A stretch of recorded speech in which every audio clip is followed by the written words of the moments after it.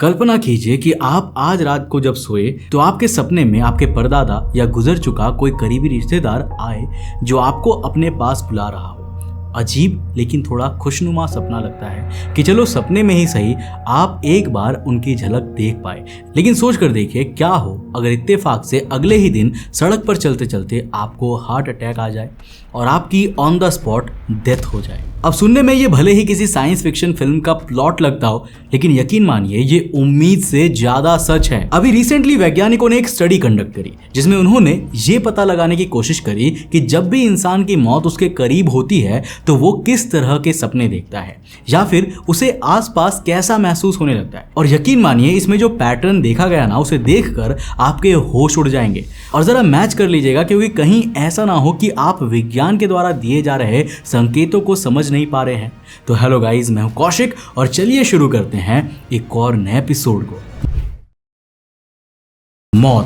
मौत बेशक ही विज्ञान का सबसे पेचीदा कॉन्सेप्ट्स में से एक है, क्योंकि आज तक वैज्ञानिक ये नहीं डिकोड कर पाए हैं कि मरने के बाद इंसान की कॉन्शियसनेस का क्या होता है। जहां कुछ लोग मरने को केवल एक अंत मानते हैं तो वहीं पर कुछ साइंटिफिक प्रिंसिपल्स ऐसे भी हैं जो इस चीज से वास्ता नहीं रखते। मशहूर क्वांटम फिजिसिस्ट और Nobel prize winner Roger Penrose ने अपने साथी स्टुअर्ट हेमरॉफ के साथ मिलकर ऑर्केस्ट्रेटेड ऑब्जेक्टिव रिडक्शन यानी OR मॉडल प्रपोज किया था। उनका कहना था कि दिमाग सिर्फ न्यूरॉन्स का नेटवर्क नहीं है, बल्कि उसके अंदर छोटे छोटे ढांचे होते हैं जिन्हें माइक्रोट्यूबुलस कहते हैं। इस OR मॉडल के हिसाब से इन माइक्रोट्यूबुलस के अंदर कुछ क्वांटम लेवल प्रोसीजर्स चलते हैं जो साथ में मिलकर कॉन्शियसनेस यानी कि चेतना पैदा करते हैं। इन शॉर्ट, अगर उनका कहना माने तो चेतना सिर्फ इलेक्ट्रिकल सिग्नल नहीं है बल्कि क्वांटम इफेक्ट भी हो सकता है, जो इनडायरेक्टली इस थियरी को भी सपोर्ट करता है कि जब इंसान की मौत होती है तो ये क्वांटम स्टेट्स अचानक खत्म नहीं होते बल्कि वो कोलैप्स या एक्सपैंड होकर ब्रह्मांड में कहीं ना कहीं चले जाते हैं, जिससे काइंड ऑफ एक तरह की प्रोटो कॉन्शियस इंफॉर्मेशन बच सकती है। अब अगर इस बात को थोड़ा और सरल भाषा में कहें तो मौत असल में एक सडन एक्सीडेंट नहीं है बल्कि एक साइंटिफिक फिनोमेना है जिसके बाद भी कॉन्शियसनेस खत्म नहीं होती, बस अपना रूप बदल लेती है। और जिस तरह हर साइंटिफिक फिनोमेना में किसी तरीके का पैटर्न होता है, उसी तरह मौत में भी किसी न किसी तरीके का पैटर्न होना ही चाहिए।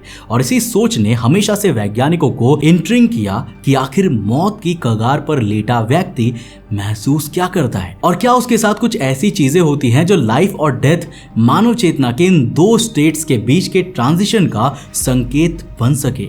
इसे जानने का सिर्फ एक ही तरीका था, डायरेक्ट उन्हीं लोगों से पूछना जो मौत के सबसे ज्यादा करीब रहते हो। और इसी थॉट प्रोसेस से मानव इतिहास में 3 मेजर स्टडीज हुई जिनके रिजल्ट्स जानना आपको बहुत जरूरी है। तो साल 1959 से 1973 के बीच पैरासाइकोलॉजिस्ट कार्लिस ओसिस और एरलेंडर हैराल्डसन ने अमेरिका और भारत के कई डॉक्टर्स और नर्सों को क्वेश्चनरीज भेजे, जिनमें से करीब 6.4% लोगों ने उन्हें जवाब दिया और एक पूरा सर्वे कंप्लीट हुआ।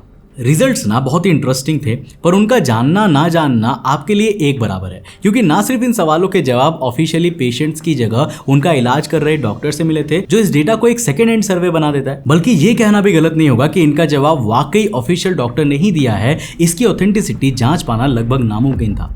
इसलिए भले ही इसके लिए बहुत मेहनत करी गई हो, फिर भी लगभग हर काउंसिल ने इस स्टडी को खारिज कर दिया। मगर यह कहना गलत नहीं होगा कि इसने एक नई खोज की तरफ नींव जरूर रखी। यार, कब तक दूसरों के वीडियोस देख देख कर सिर्फ समय बर्बाद करते रहोगे? कब तक कमेंट्स में लिखते रहोगे एक दिन मैं भी ऐसा करूंगा? सच बताऊं तो आज क्रिएटर इकोनॉमी में हजारों लोग घर बैठे बैठे क्रिएटिव स्किल्स सीखकर लाखों कमा रहे हैं। कोई वीडियो एडिटिंग कर रहा है, कोई थंबनेल डिजाइन कर रहा है, कोई क्रिएटर्स के लिए कंटेंट बना रहा है, और एक तरफ तुम लोग हो जो हर दिन वीडियोस देखते रहते हो लेकिन खुद कुछ नहीं करते, बस टालते रहते हो कि कल से करूंगा। अब यहाँ पर डिफरेंस टैलेंट का नहीं है, डिफरेंस एक्शन का है। मैं जानता हूँ क्योंकि मैं भी कभी वही इंसान था। ना कोई रोड मैप था, ना कोई मेंटर था, ना कोई सिस्टम था, सिर्फ ट्रायल एंड एरर, गलतियां और सालों की मेहनत। लेकिन आज हमारी टीम 2000 से ज्यादा वीडियोस क्रिएट कर चुकी है। मिलियंस ऑफ लोग हमारे कंटेंट देखते हैं और इस जर्नी में हमने एक सिंपल सा सिस्टम डेवलप किया है। एक ऐसा सिस्टम जो रैंडम ट्यूटोरियल से नहीं, रियल वर्ल्ड कंटेंट क्रिएशन से बना है।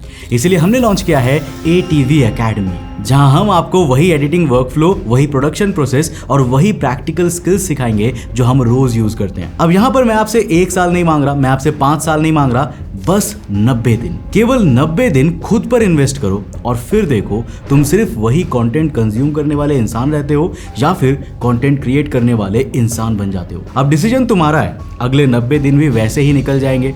सवाल सिर्फ इतना रहेगा कि क्या 90 दिन बाद तुम वही होगे या एक कंप्लीटली नए स्किल के साथ खड़े होगे। देखो, अगर तुम सीरियस हो अपने फ्यूचर को लेकर ना, तो हम तुम्हारा इंतजार कर रहे हैं।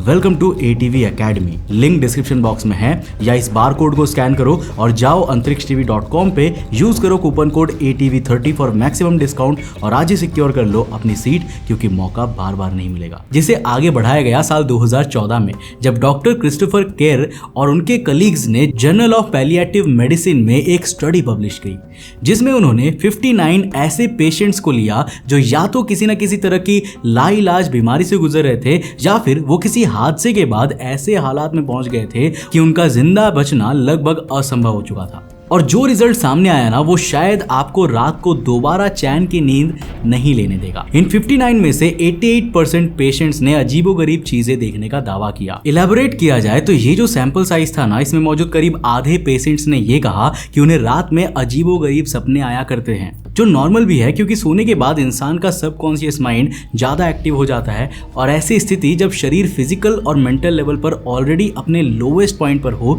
अजीबोगरीब चीजें ख्यालातों के रूप में दिखनी लाजमी है। लेकिन जिस चीज ने रिसर्चर्स को भी सबसे ज्यादा सरप्राइज किया ना, वो थी बाकी बचे आधे पेशेंट्स की टेस्टिमनी, क्योंकि उन्हें भी अजीबोगरीब चीजें दिखी थी, मगर सोते वक्त सपना देखते हुए नहीं, बल्कि जागते वक्त होशो हवास में अपने बेड पर लेटे लेटे या फिर चलते फिरते हुए। उनके आसपास सब कुछ सामान्य लग रहा होता था कि तभी अचानक उन्हें कुछ ऐसी अजीबोगरीब परछाइयां या लोग दिखने लगते थे, जिसे वो जब अपने पास मौजूद लोगों को दिखाने की कोशिश करते, मगर आसपास डॉक्टर्स और नर्सेज को कुछ दिखता ही नहीं था। ये स्ट्रेंज इसीलिए भी था क्योंकि ये जो पेशेंट्स थे ना, ये मानसिक रूप से रोगी नहीं थे, बल्कि इन्हें सिर्फ फिजिकल या बायोलॉजिकल हेल्थ इश्यूज थे, जिसकी वजह से उनकी ये हालत हुई थी। और किसी मेंटल डिसऑर्डर से उनका दूर दूर तक कोई भी वास्ता नहीं था। रिसर्चर्स ने इसे end of life dreams and visions यानी ELDV का नाम दिया।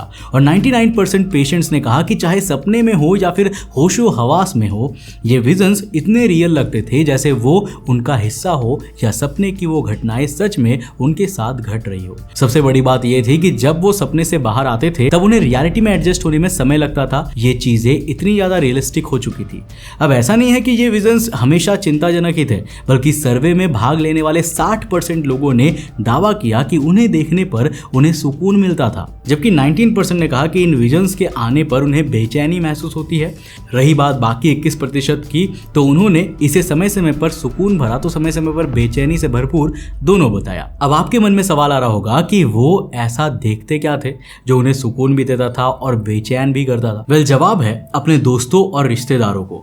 ये लोग रिपोर्ट करते थे कि इन्हें सपनों में और अपनी आंखों के सामने कॉन्शियस स्टेट में अपने पुराने खास दोस्त और करीबी रिश्तेदारों की छवियां दिखाई दिया करती थी। बस फर्क इतना था कि इन्हें जो कोई भी दिखता था ना, वो ऑलरेडी सालों पहले इस दुनिया को अलविदा कहकर जा चुका होता था। अब आपको लगता होगा कि अगर आपको बुरे सपने आ रहे हैं तो ये सब डरावनी चीज है, मगर रिसर्च में उल्टा पाया गया है कि जैसे जैसे उनकी हालात और खराब हो रही थी ना, वो मौत के और ज्यादा करीब जाते थे, वैसे वैसे उनके सपने और ज्यादा खुशनुमा और ज्यादा सुकून भरे होते जा रहे थे। ऐसे सपनों की पॉजिटिविटी इनवर्सली प्रोपोर्शनल हो उनकी बची हुई लाइफ के। साल 2023 के आसपास जब इस रिसर्च को दोबारा से और एक्सपैंड किया गया तो ये पता चला कि करीब 60% पेशेंट के आसपास जब कोई भी नहीं रहता था, तब सपने देखते वक्त या फिर जागते हुए उन्हें कोई विजिट करने आता था। मैक्सिमम लोगों ने बताया कि ये विजिटिंग पर्सनैलिटी उनका कोई पुराना दोस्त, रिश्तेदार या फिर ऐसा पालतू जानवर हुआ करता था ना, जिससे अब वो बिछड़ चुके हैं। कुछ लोग ऐसे भी थे जिनकी मात्रा भले ही कम थी,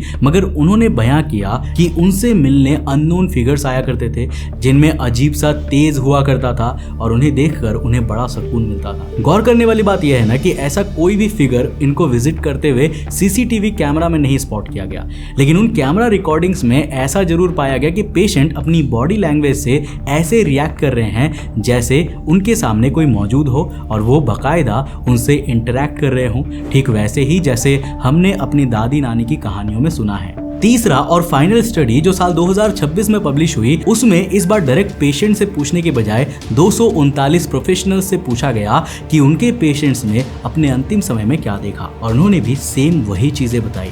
बस फर्क इतना था कि उनके कई पेशेंट्स ने अपने सपनों में चमकदार रोशनियां, खुले दरवाजे और सीढ़ियां देखे जाने की बात कही है। एक पेशेंट ऐसी भी थी जिसे नदी के उस पार एक घोड़ा दौड़ता हुआ दिखाई देता था, और ये सपना उसे लगभग हर रोज आया करता था जब तक कि उसने इस दुनिया को अलविदा नहीं कह दिया। एक पेशेंट ऐसा भी था जिसने नंगे पैर चमकती हुई सीढ़ियों को भी अपने सपने में चढ़ने का दावा किया, और जब वो आखिरी सीढ़ी चढ़ने वाला था उससे पहले ही उसकी नींद टूट गई। इस स्टडी में भी 90% लोगों के सपने बेहद सेटिस्फाइंग पाए गए, जबकि 10% पेशेंट्स ने डिस्टर्बिंग सपने आने की बात जाहिर करी। तो क्या इसका मतलब ये है कि अगर आपको आजकल हसीन और खुशनुमा सपने ज्यादा आ रहे हैं तो आप बहुत जल्दी मरने वाले हैं? या फिर अगर आपको अपने सपनों में अपने पुराने दोस्त या रिश्तेदार दिखाई दे रहे हैं तो क्या इसका मतलब यह है कि आपकी मौत आपके करीब है? वेल, अगर आप थोड़ा इत्तेफाक, स्पिरिचुअलिटी और करिश्माई चीजों पर यकीन करते हैं तो हाँ, ये हकीकत हो सकती है। लेकिन एक साइंटिफिक चैनल होने के नाते इसके पीछे की साइंस समझना भी उतना ही इंपॉर्टेंट है। दरअसल जब हमारी एग्जिस्टेंशियल रियलिटी बहुत ज़्यादा डार्क हो जाती है तब कई बार ऐसा होता है कि हमारा दिमाग सपने में जानबूझकर खूबसूरत चीज़ों को रिक्रिएट करता है ताकि हम उन चीज़ों को फील कर सके जिन्हें हम हकीकत बनते हुए देखना चाहते हैं। जितने भी पेशेंट से ये इंटरव्यूज़ लिए गए वो ऑलरेडी डेथ बेड पर थे और रोज़ दर्द और यातनाएं झेल रहे थे। वो बस किसी तरीके से ज़िंदगी को इंजॉय करना चाहते थे, और इसीलिए उनके सबकॉन्शियस माइंड ने उन्हें सपनों में और रियल लाइफ विजन्स में उन्हें वो चीज़ें दिखाना चाहिए जो वो एक्चुअल में देखना चाहते थे। जब हमारे ब्रेन का एक हिस्सा लगातार ये सोचता है कि हमें मरने के बाद अपने मर चुके उस रिश्तेदार से मिलना है तो ब्रेन हमें इस बात पर बिलीव भी करवाता है कि हाँ, ऐसा ही होगा। इसीलिए बिलीफ सिस्टम बहुत इंपॉर्टेंट होता है किसी भी लाइफ को फ्रेम करने के लिए। और सोशियोलॉजिकली इस पूरी स्टडी का भी यही कंक्लूजन निकलता है कि जब मरते हुए इंसान के हालात फेवरेबल नहीं होते तो उसका दिमाग फेवरेबल हालातों को इमेजिन करके उसे इतना रियलिस्टिक बना देता है कि इंसान को उसी में खुशी दिखने लगती है जब तक कि उसकी मौत नहीं हो जाती। खैर, ये तो हो गई उन चीजों की बात जो हमें मरने से पहले दिखती है। But what if I tell you कि मैं आपको एग्जैक्टली बता सकता हूँ कि मरने के बाद इंसान को क्या दिखाई देता है। और नहीं, ये कोई तुक्का नहीं है, बल्कि इस पर भी एक प्रॉपर स्टडी कंडक्ट करी गई थी जिसके बारे में अब हम बात करने वाले हैं। तो साल 2019 में कॉन्शियसनेस और कॉग्निशन नाम के जर्नल में neurochemical models of near death experiences नाम की एक स्टडी पब्लिश हुई जिसमें 3 तरीके के लोगों की टेस्टिमनी को कंबाइन किया गया।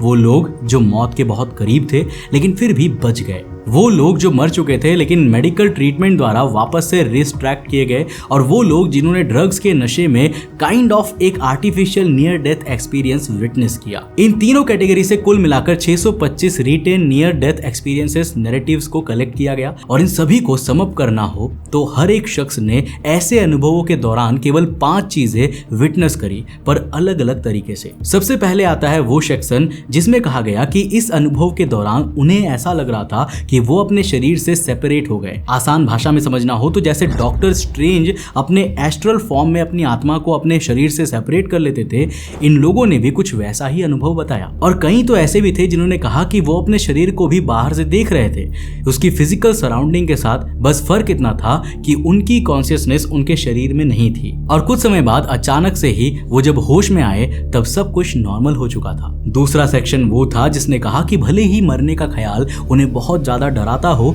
लेकिन जब वो उस पॉइंट के करीब थे या उस पॉइंट के बियॉन्ड थे तब उनका पूरा कॉग्निशन शांत हो गया था। उन्हें ना तो कोई डर लग रहा था, ना ही किसी तरह की चिंता हो रही थी। ऐसा लग रहा था जैसे वो शांति की सुप्रीम स्टेज पर हो और समय पूरी तरीके से रुक चुका हो, यानी उनके लिए इररिलेवेंट हो चुका हो। कई लोग ऐसे भी थे जिन्होंने कहा कि बहुत छोटे से टाइम में उन्हें ऐसा लगा जैसे उनकी पूरी जिंदगी उनकी आंखों के सामने से निकल चुकी हो। उनकी लाइफ के जो सबसे खास इमोशनल मोमेंट्स थे जो उन्होंने लोगों के साथ बिताए, उन्हें लगा मानो वो एक के बाद एक बस उनकी आंखों के सामने से गुजरते गए हों। उन्हें पता था कि बहुत कम टाइम बीता है, मगर उनके लिए वो कुछ सेकंड्स ही काफी लंबे महसूस हो रहे थे। और जैसे ही वो पूरी लाइफ का रिकैप खत्म हुआ, वो अनकॉन्शियस हो गए और आगे क्या हुआ फिर उनका कोई आइडिया नहीं है। कुछ लोग ऐसे भी थे जिन्होंने कहा कि उन्हें ऐसा लग रहा था मानो वो एक बंद अंधेरे टनल में कैद हो गए हों और उस टनल के दूसरे छोर पर उन्हें अजीब सी चीज या किसी तरीके की लाइट दिख रही थी, जबकि बाकियों ने होश खो देने के बाद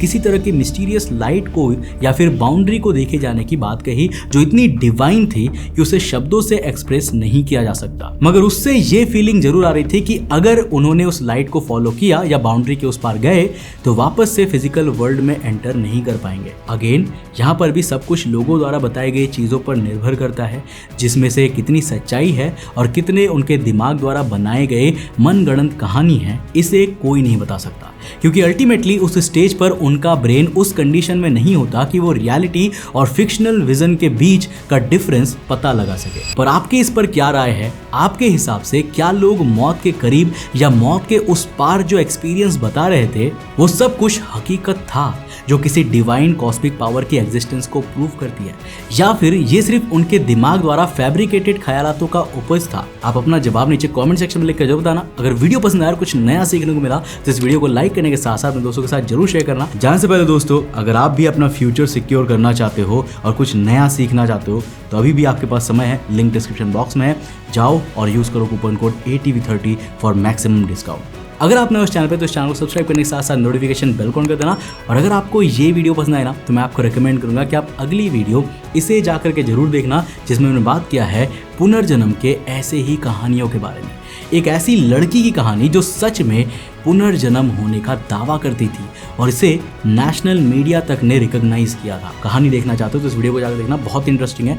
मैं मिलता हूं आपको नेक्स्ट वीडियो के साथ, तब तक के लिए बाय, जय हिंद।